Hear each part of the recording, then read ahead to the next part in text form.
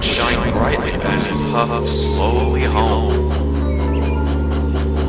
But as he crossed the old iron bridge, he suddenly lost control and plunged over the side into the swamps below.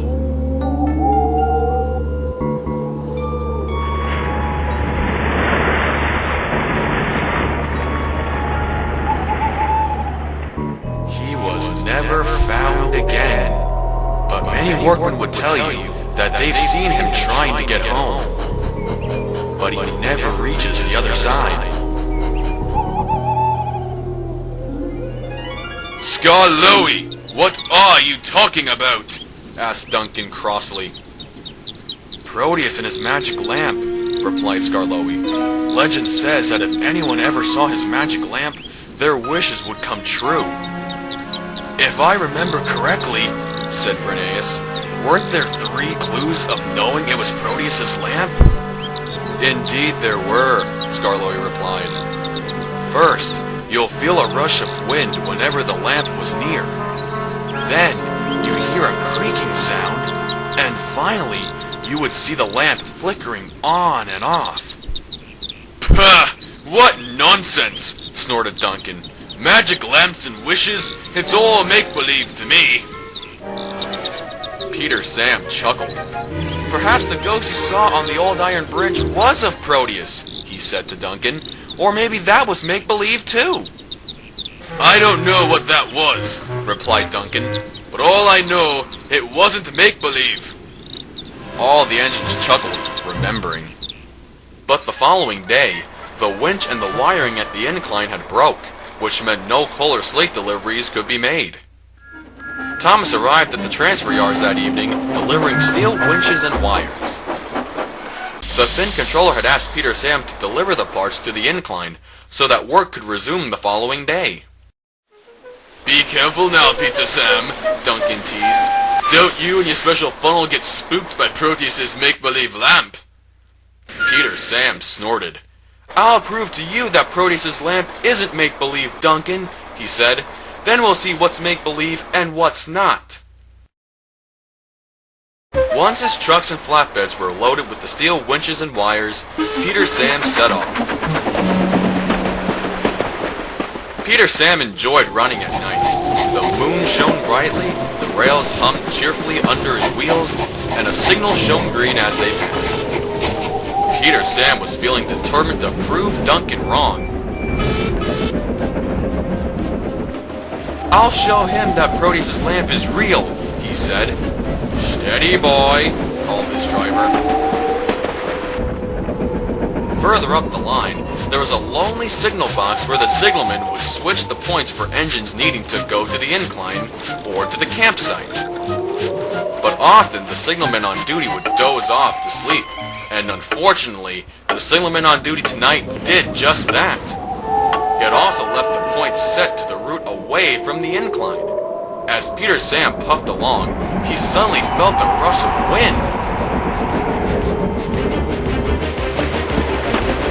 What was that? Gasped Peter Sam. His driver and fireman had been spooked too, and they didn't know about the points and were sent along the line away from the incline. Could the legend be true? Peter Sam thought as he puffed on. At that moment, he then heard a creaking sound and was beginning to think he had really proven Duncan wrong.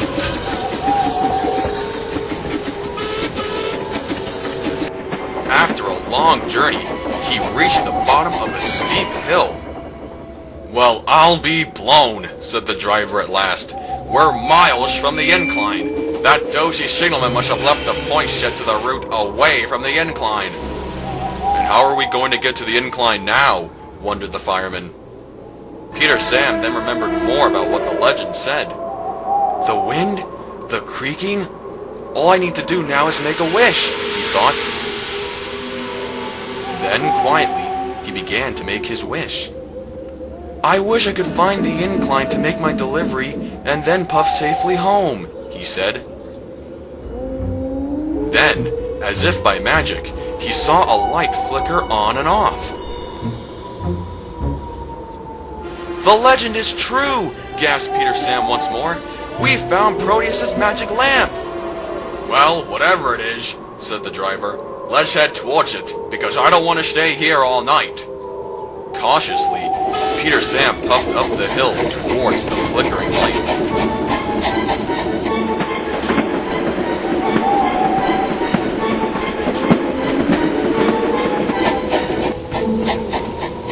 Once he reached the top of the hill, he found that it wasn't Proteus's lamp. It was Harold the helicopter. The flickering light was Harold's spotlight. "Hello there!" called Harold. "Harold!" cried Peter Sam. He was now disappointed that the legend wasn't true. "I'm on night patrol," explained Harold. "What are you doing all the way out here, Peter Sam?" Peter Sam told him about the legend of Proteus's magic lamp, and that he was delivering parts to repair the incline winch. "Sorry to disappoint you, old chap," Harold said, "but your legend is all make-believe. However, I will guide you along the route to the incline." Harold then took off to show Peter Sam the way.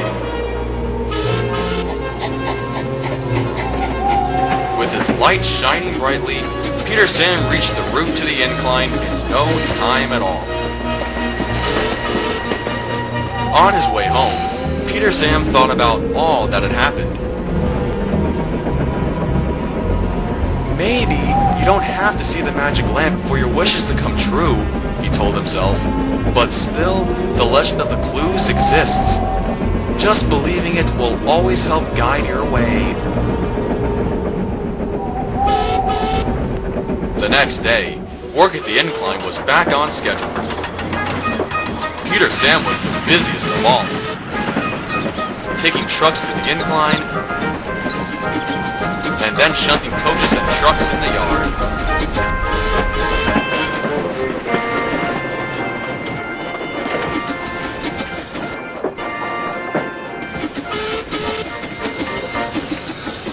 "I hear you saw the legend of Proteus's magic lamp come to life, Peter Sam," Sir Handel said. "Indeed I did," replied Peter Sam. "But even though it wasn't actually Proteus's magic lamp, just believing in the legend will always help guide your way home." "Even though the whole thing is nonsense," snorted Sir Handel. "Anyway, what was it that you saw in the end?" Said Peter Sam. "It was, Suddenly he felt a whirl of wind howling against his wheels, and then he heard a creaking sound. Can't stop," finished Peter Sam. "The coaches can't take themselves, you know. Cheerio!" And with that, Peter Sam puffed quickly away. "Well, well," said Sir Handel at last. "What do you make of all that?" "Make-believe, that's what," called a voice. It was Duncan who had just arrived. "I told you, it was all nonsense. Anyone would think that Peter Sam really did find Proteus's magic lamp." "Don't be so sure," interrupted Skarloey. "Even though you can't see it during the day, the legend still exists no matter what." "Pah!" snorted Duncan. I think we can all agree that Peter Sam really did prove Duncan wrong, even though he didn't actually see the magic lamp for himself. Wouldn't you agree?